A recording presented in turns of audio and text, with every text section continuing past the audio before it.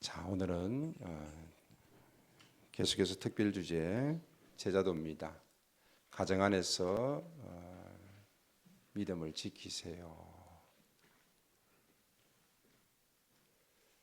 가정 101입니다. 제목이 101이 뭔가 하면은 101은 기초과정, 입문과정이라는 이런 뜻을 가지고 있습니다. 에베소서 6장 1절에서 4절 말씀. 자, 내 부모를 공경하라 그랬는데 공경이 있고 존경이라는 단어가 있습니다. 자, 공경과 존경의 단어가 뜻이 뭐가 좀 다를까요? 공경과 존경. 공경은 예의를 갖추어서 윗사람을 섬기는 것을 이야기합니다. 그런데 공경이라는 것은 윗사람이 인격적으로 훌륭하지 않다 할지라도 예의를 갖추어서 섬깁니다. 저 앞으로 봅니다. 눈은 앞으로 봅니다. 밑으로 보지 말고. 앞으로 보는 것이 공경의 자세입니다. 밑으로 보는 것은 공경의 자세가 아닙니다. 턱을 받치는 것도 공경의 자세는 될 수가 없다라고 생각을 합니다. 자, 존경은요, 어떤 사람이 너무 훌륭해요. 나이가 많지도 않고 또 나보다 어림에도 불구하고 너무 훌륭해서 그를 따르거나 본받으려고 하는 마음입니다. 즉, 이것이 존경의 대상이 되는 것입니다. 그래서 나는 존경합니다. 그럴 때 윗사람이 될 수도 있고 아랫사람이 될 수도 있습니다. 존경합니다. 왜? 당신의 그 모습을 보니까 나는 존경합니다. 공경합니다는 뭐예요? 나는 당신이 내 윗사람이기 때문에, 어른이기 때문에 당신의 모습이 어떠하든지 간에 나는 당신을 공경합니다. 예의를 다하는 것입니다. 이것이 공경과 존경의 차이입니다. 자, 공경과 존경의 차이를 다시 한번 봅니다. 공경은 공손히 받들어 모시는 것.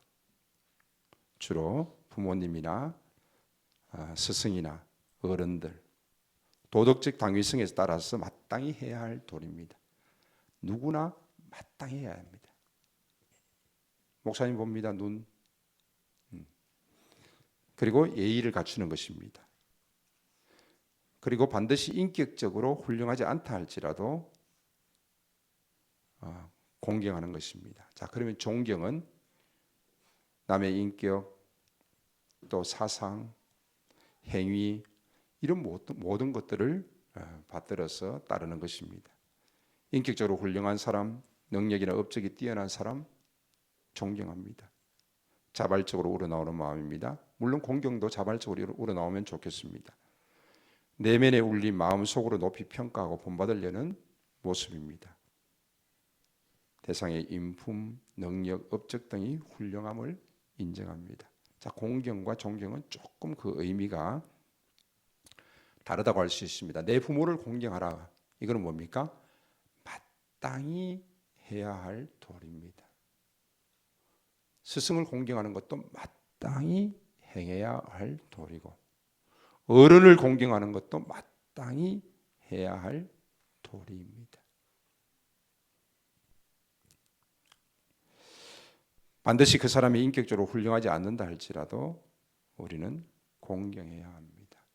우리 지하철 타고 가다 보면 또 일반 우리의 생활 속에서 막무가내의 어른들이 있습니다. 그래서 그런 분들에게도 사실은 마땅히 우리가 해야 할 도리는 그를 공경하는 것입니다. 비록 인격적으로 훌륭하지 않다 할지라도.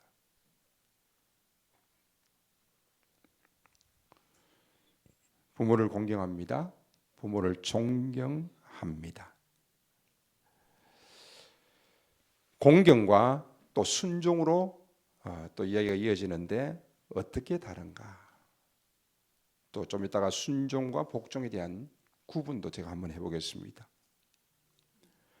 자녀가 부모를 공경하는 구체적인 태도, 한두 가지만 말씀드립니다. 대답 잘하기입니다. 부르면은 네 하고 게임의 긴박한 순간이라 할지라도 달려가는 겁니다.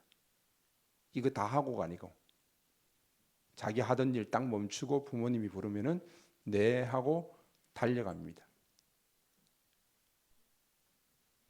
그리고 예전에는 부르셨습니까? 라고 말하는 거죠.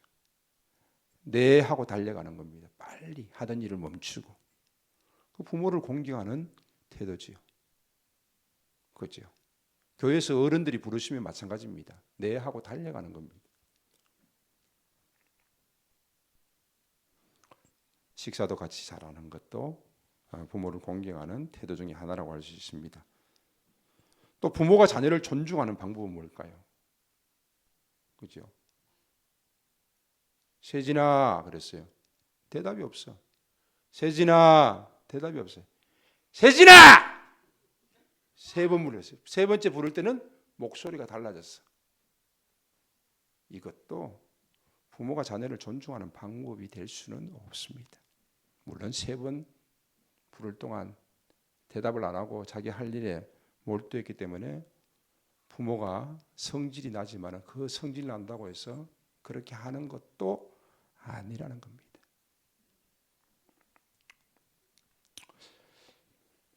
순종과 복종에 대한 의미를 한번 살펴보고 말씀드리겠습니다. 순종은 뭡니까? 복종은 뭡니까? 그죠? 자, 순종은 순할 순자, 따를 종자. 복종은 옷복자, 따를 종자. 자, 윗사람의 말이나 뜻을 순순히 따라가는 게 순종이다. 자의적이다. 내면적 동의가 자의적 동의다. 내면적인 태도다. 또 부드럽고 긍정적으로 자발적인 느낌으로 또 사랑이나 신앙 등 자발성이 중요할 때 부모님의 뜻에 따른다, 순종한다 이런 말을 씁니다. 순종한다. 저는 쉽게 이해할 때에 중간에 보면은 핵심 자의적인 동의다 이렇게 했습니다. 이해가 되어지면은 순종하는 것입니다. 내가 순순히 순종하는 거죠.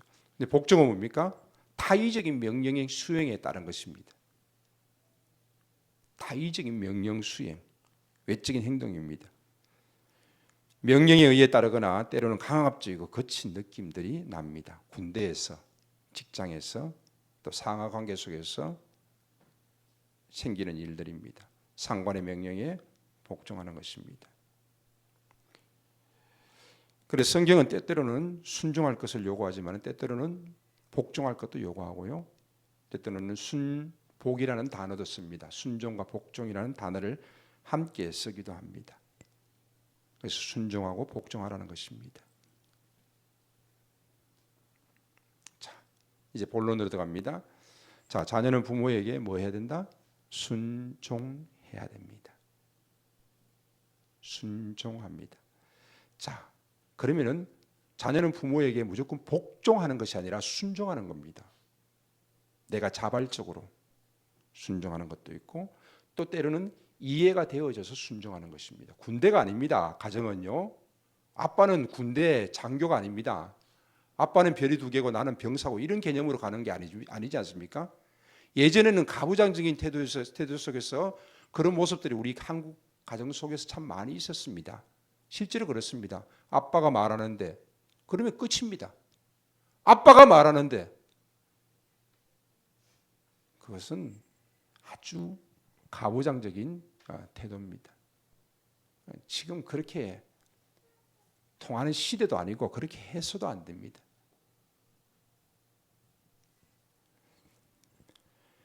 자녀는 부모에게 순종한다는 것입니다. 자발적으로 내가 동의하는 것입니다. 내면적으로 동의하는 것입니다. 순순히 아버지의 말씀에 따르는 것입니다. 어머니의 말씀에 따르는 것입니다. 순종은 태도냐 마음이냐 한번 질문해 봅니다. 성인이 된 자녀도 부모님에게 순종해야 합니까? 한번 생각해 보십시오. 정답은 없습니다. 그러나 자녀 앞에서 순종의 모습을 보이지 않는다면 그 자녀도 역시 부모에게 순종하지 않을 것입니다. 자녀가 부모에게 순종할 때의 그 모습은 바로 순종을 배우면서 하나님과 자신과의 관계 속에서 또 순종의 모습을 배우게 되어집니다. 그래서 자녀는 부모님께 순종하고 자녀는 하나님께 순종하는 그런 그림을 가지게 되는 것입니다. 이 모든 모습이 하나님께 영광이 되는 것입니다. 그래서 하나님께서는 내 부모를 공경하라, 내 부모에게 순종하라라고 말씀하고 있는 것입니다.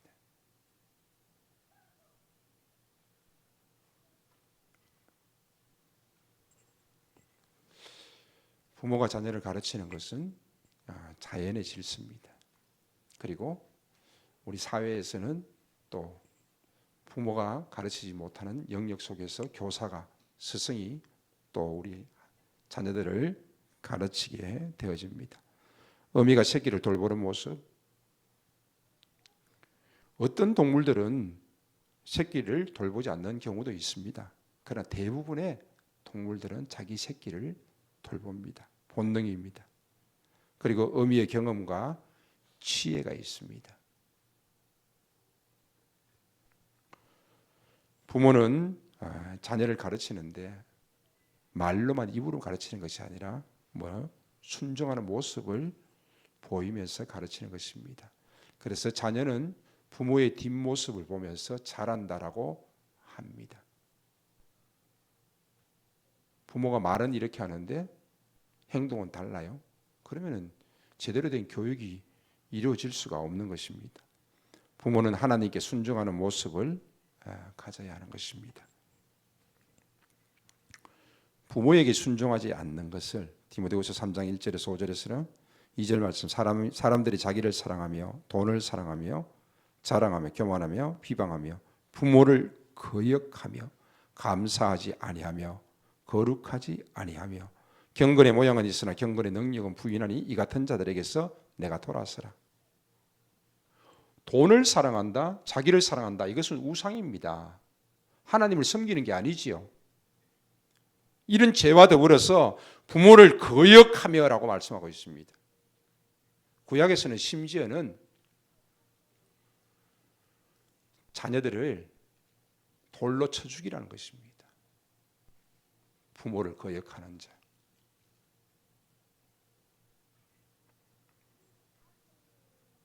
그래서 부모에게 순종하지 않는 것은 엄청난 죄입니다. 하나님도 여전히 우상 숭배와 같은 죄로 싫어하십니다. 그래서 자녀들은 부모에게 순종해야 하는 것입니다.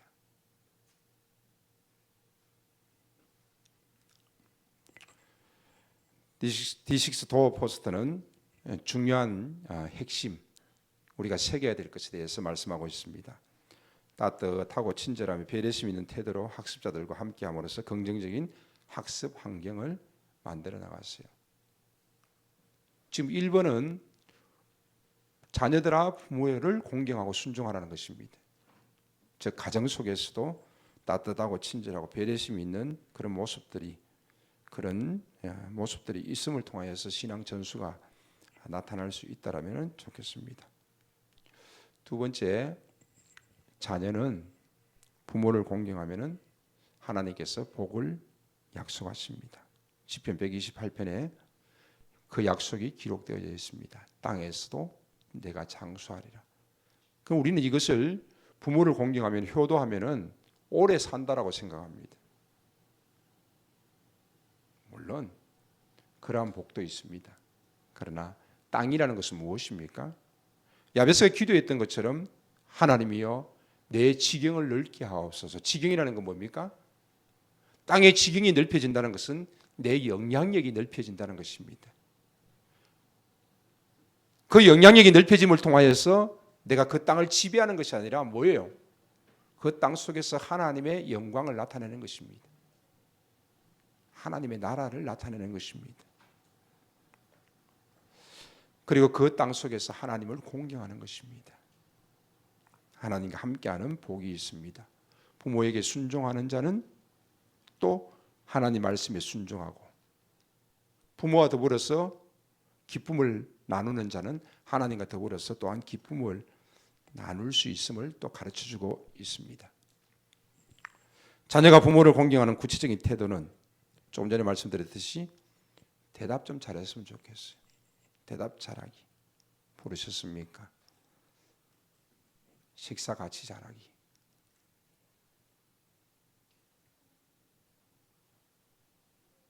그리고 또한 연로하신 부모님을 공경하는 방법들이 여러 가지 있을 것입니다. 요즘은 핵가족 시대에서 다들 부모님을 떠나 있는 모습들이 많이 있습니다. 그래서 부모님 얼굴 보기가 참 명절 아니면 힘든 시기입니다.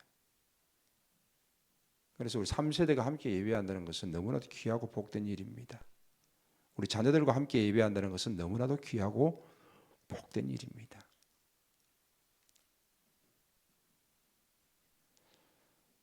부모님과 함께 할 수 있는 그런 시간들이 여러분 가운데 더 많아질 수 있다면 좋겠습니다.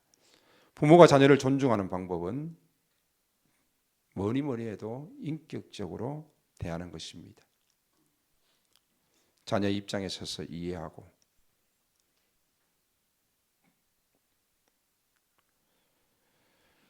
진정한 공경과 진정한 순종을 할 수 있는 자녀가 될 수 있도록 가르쳐야 되지 않겠습니까? 부모가 자녀를 존중하는 방법입니다.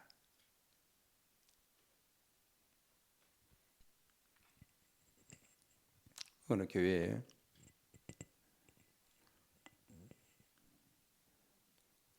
스님이 시주를 하러 들어왔습니다. 교회인 줄 알고 들어왔겠어요? 모르고 들어왔겠어요? 모르고 들은 것처럼 이야기했지만은 알고 들어왔습니다.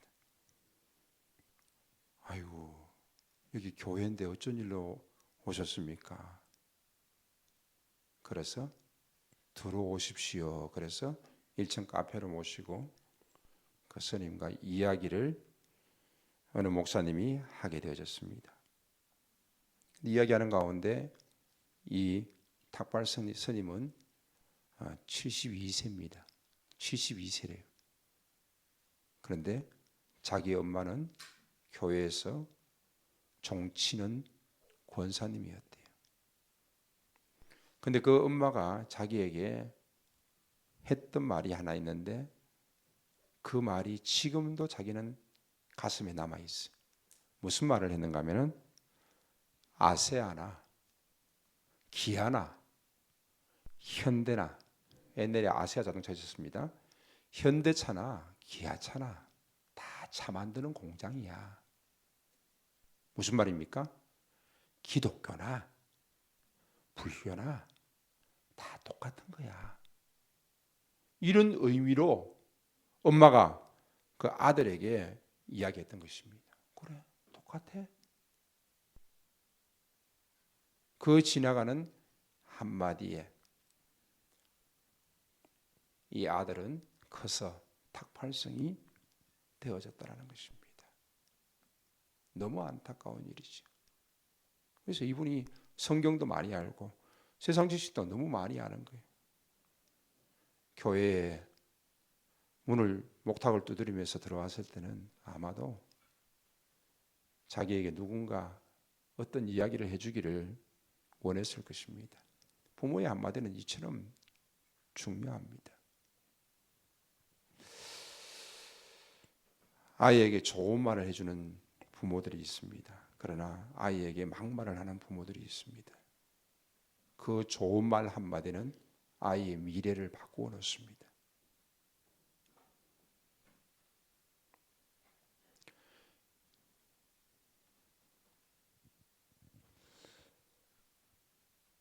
신창원이가 초등학교 때에 학교 선생님한테 옛날에는 육성예비라는 게 있었어요.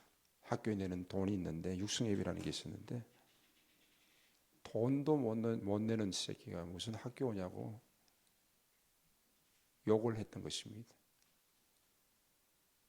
그래서 신창원이 나중에 그 자기 자서전에 그 글을 쓴 거예요. 그때 그 선생님으로부터 들은 그 한마디가 지금도 가슴 사무치게 남아있는 것입니다. 이국종 교수라고 있습니다. 외과 교수입니다. 그의 아버지는 수많은 장애를 갖고 있습니다. 그런데 이 이국종 교수도 역시 마찬가지로 어릴 적에 너무 힘들었습니다. 너무 힘들어가지고 어디 아픈데 병원에 갔는데 유명한 의사 선생님이 돈을 받지 않았습니다. 그러면서 아버지가 전쟁터에 나가서 그렇게 불구가 되셨는데 얼마나 자랑스럽냐면서 용돈까지 지어줬다고 합니다. 그 교수님과의 한 번의 만남을 통해서 이 이국종 어린아이는 그때부터 달라졌던 것입니다. 세상 속에서도 누구를 만나느냐에 따라서 달라지고 우리의 자녀들이 선택하지 않은 어떤 부모를 만나느냐에 따라서 우리 자녀들의 인생도 달라집니다. 마지막 세 번째입니다. 부모는 자녀를 노엽게 하지 말고 주의 교훈과 훈계로 양육해야 합니다. 주의 교훈과 훈계로 양육해야 합니다. 엄마가 아빠가 아이를 훈계합니다. 어느 목사님이 모임 속에서 고백하는 겁니다. 근데 아이가 이렇게 말하는 겁니다. 나는 엄마 아빠와 싸우기 싫어요. 아빠는 지금 훈계하고 있다고 생각하는데 아이는 지금 뭐예요? 전투하고 있다고 생각합니다. 싸우고 있다고 생각하는 것입니다. 아빠는 훈계하면서 열받았는데 그때 아이가 다 이야기가 끝나고 난 다음에 이렇게 말했습니다. 아빠가 만약 나를 때렸다면 나는 영원히 아빠를 보지 않으려고 생각했어요 라고 이렇게 말했습니다. 초등학교 6학년입니다.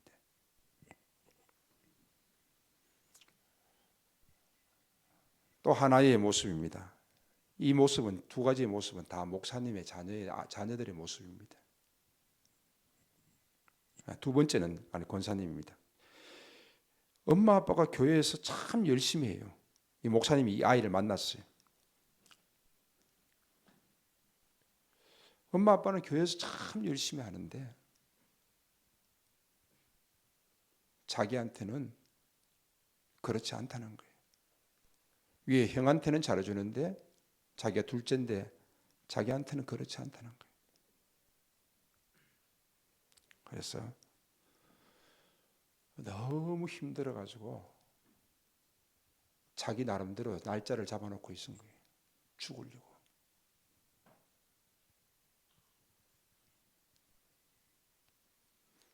그런데 다행히도 목사님하고 먼저 이야기하게 되어지고 이 아이가 부모님과 또 대화할 수 있는 길이 열리게 되어졌다라는 것입니다.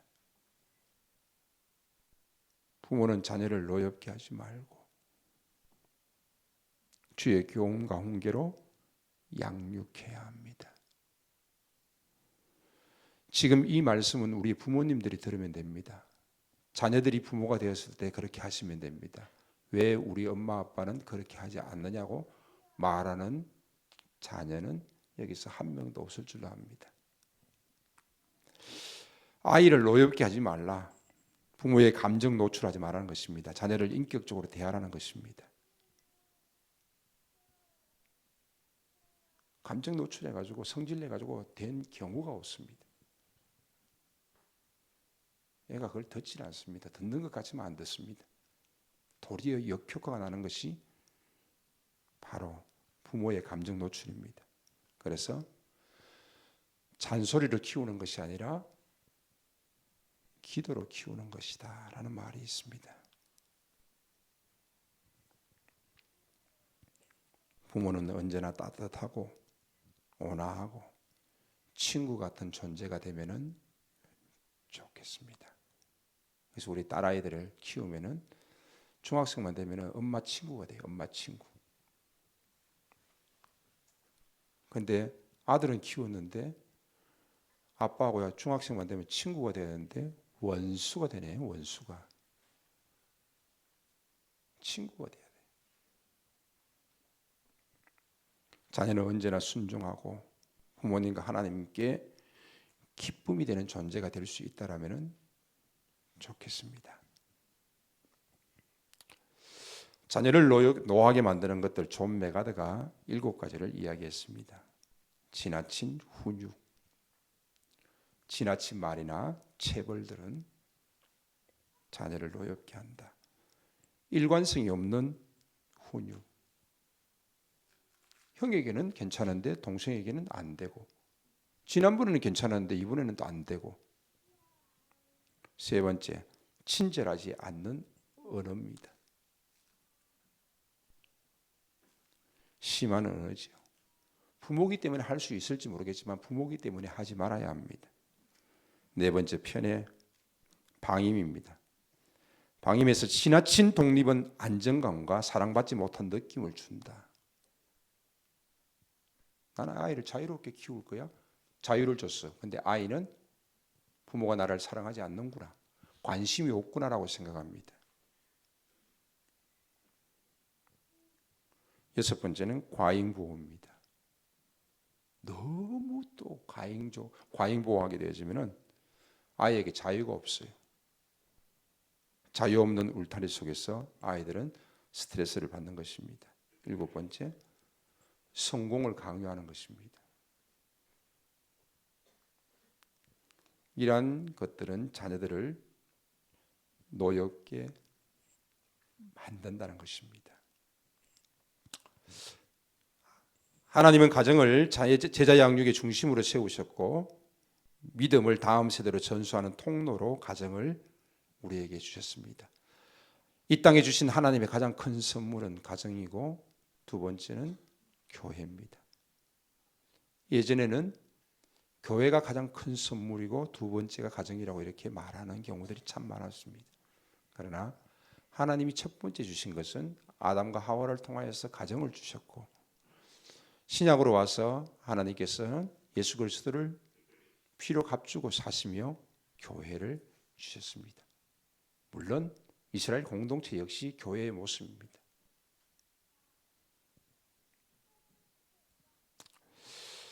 말씀을 맺습니다. 에베소서 6장 4절에 또 아비들아 너희 자녀를 노엽게 하지 말고 오직 주의 교훈과 훈계로 양육하라. 양육하라는 것입니다. 사랑하라가 아니라 양육하라는 것입니다. 양육하라.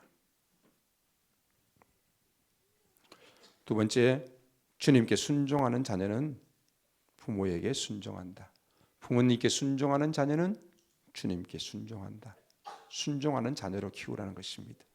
세 번째, 자녀를 제자 삼는 일은 교회의 일이 아니라 가정의 일이고 부모의 역할입니다. 내 아이가 신앙생활 잘하느냐 못하느냐는 것은 바로 첫째는 부모의 역할입니다. 두 번째가 교회의 역할입니다. 우리의 자녀들이 신앙생활하면서 가장 영향을 받는 것은 바로 부모입니다.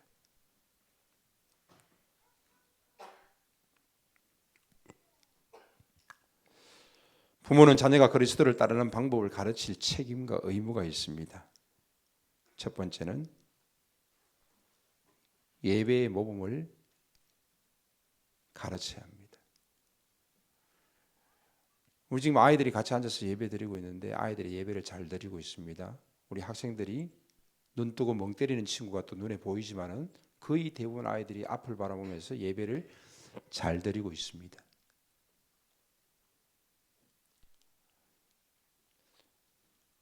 우리처럼 이렇게 온 3세대가 예배를 잘 드리는 교회들이 한국 교회는 있습니다. 많이 있습니다. 근데 그 교회들의 모습들을 이렇게 보면은 그 원칙은 딱 한 가지입니다. 되느냐 안 되느냐는 것은 딱 한 가지입니다. 뭡니까? 부모가 예배를 드리느냐 안 드리느냐 이겁니다. 부모가 예배를 안 드리는 교회는 자녀들이 예배를 드리지 않습니다. 유아실에 가서 1시간 동안 전쟁을 치릅니다. 아이들이 뛰고 난립니다. 먹을 거 주고 뭐 소리 지르고. 아이들도 예배를 안 드리지만 부모도 예배 안 드립니다. 여러분의 아이들이 어떤 모습을 가지든지 간에 부모가 예배하는 모습을 바르게 보여주면 아이들은 예배 드립니다. 그게 중요합니다. 옆에 자꾸만 이렇게 하지 말고 놔두고 예배 다 끝나고 난 다음에 너 왜 그거 했느냐, 왜 핸드폰 만지느냐 이렇게 말하면 됩니다. 부모가 예배하는 교회는 자녀들이 예배합니다. 그래서 예배 시간에는 어떤 일이 있어도 밖에 나가면 안 됩니다. 예전에는 저 뒤에 유아실이 있었습니다. 그래서 기저귀도 갈고 젖도 먹이고 우유도 먹이고 했습니다. 없습니다 이제는. 왜? 예배 전에 다 하고 준비하고 하면 됩니다. 예배 중간에 똥 쌌다? 예, 1시간만 기다리시면 됩니다. 아니면 거기서 기저귀 갈으셔도 냄새가 나도 다 이해합니다. 근데 아이를 데리고 밖에 나갔다? 그 아이는 기가 막히게 압니다. 내가 배고프다고 좀 소리 지르면 엄마가 나를 안고 밖에 나가겠지.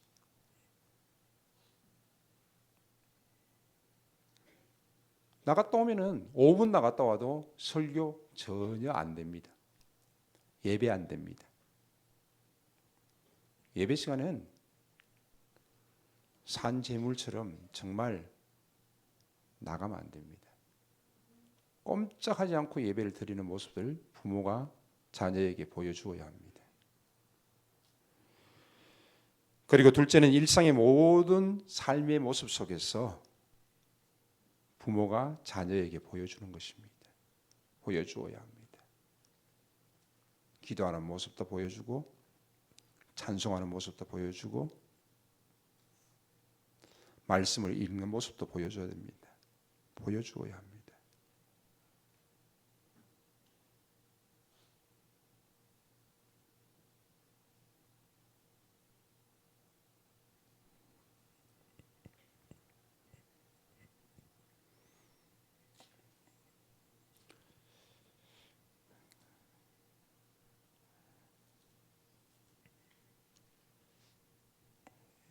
에베소서 6장 바로 앞에 보면은 에베소서 5장 그 부분이 이렇게 되어 있습니다. 그리스도를 경외함으로 피차 복종하라. 자, 피차 복종하라. 아내들이요, 남편들이요. 그러면서 6장 1절에 자녀들아, 아비들아 이렇게 말합니다. 부모는 자녀에게, 자녀는 부모에게 순종을 가르치면서 그 앞부분에는 피차 복종하라는 것입니다. 이해가 안 돼도 자녀에게 이렇게 하고, 이해가 안 되어도 자녀들은 아비에게 이렇게 하고 하라는 것입니다. 피차 복종하라는 것입니다.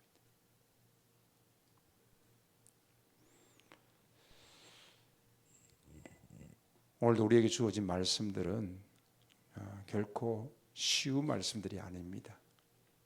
그러나 우리의 젊은 세대들은 좀 더 쉽게 이것을 이해할 수 있으면 좋겠습니다.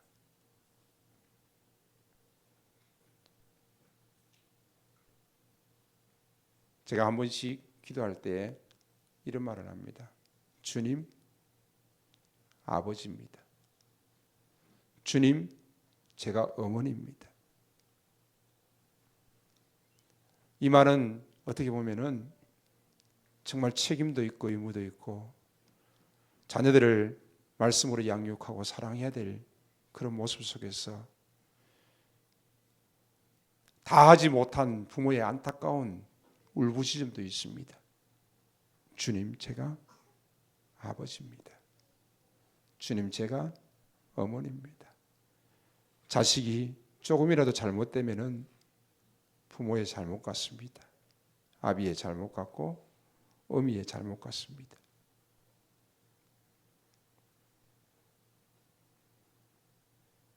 또 때로는 성도들의 모습 속에서 힘들고 어려운 일들을 만나면은 목사의 잘못이기도 한 것 같습니다. 이것이 부모의 마음입니다. 이것이 아비의 마음입니다.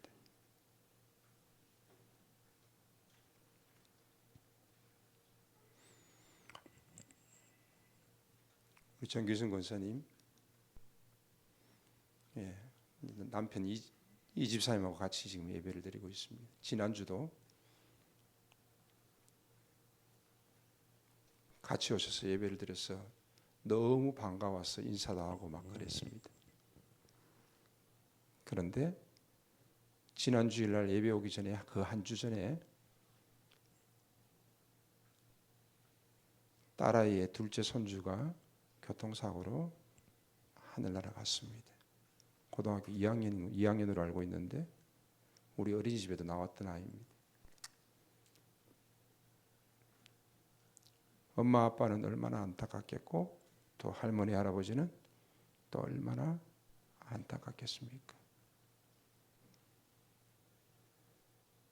하나님께서 그렇게 하신 것이 또 내 잘못 같기도 합니다. 이것이 부모의 마음입니다. 우리는 힘들고 어려운 일들을 만날 때 하나님 나를 치시지 왜 우리 아이를 치십니까? 라는 그런 탄식과 울음 섞인 소리를 낼 때도 있습니다.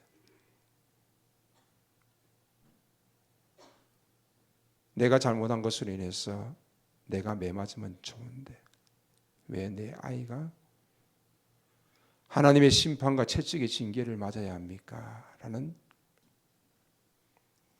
그런 기도입니다.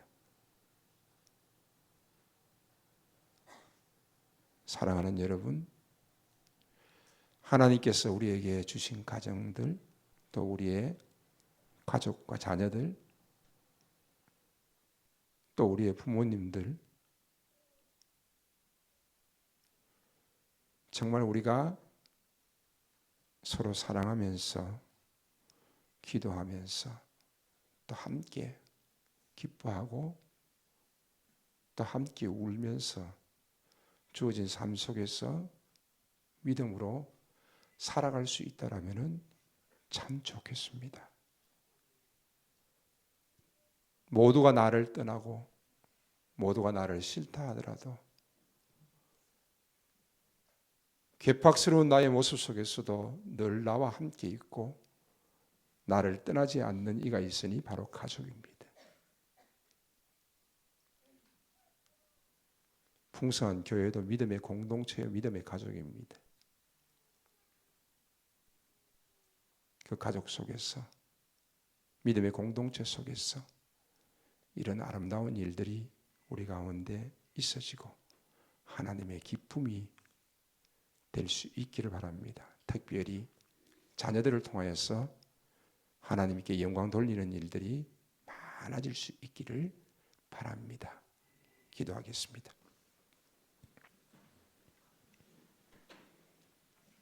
주님, 제가 아버지입니다. 주님, 제가 어머니입니다.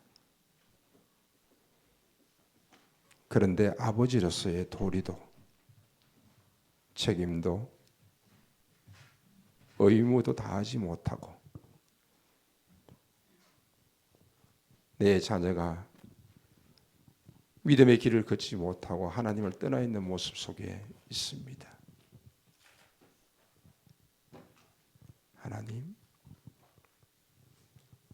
제 잘못입니다. 가슴 치며 하나님께 회개하오니 하나님이여 긍휼을 좀 베풀어 주시옵소서. 긍휼을 좀 베풀어 주시옵소서.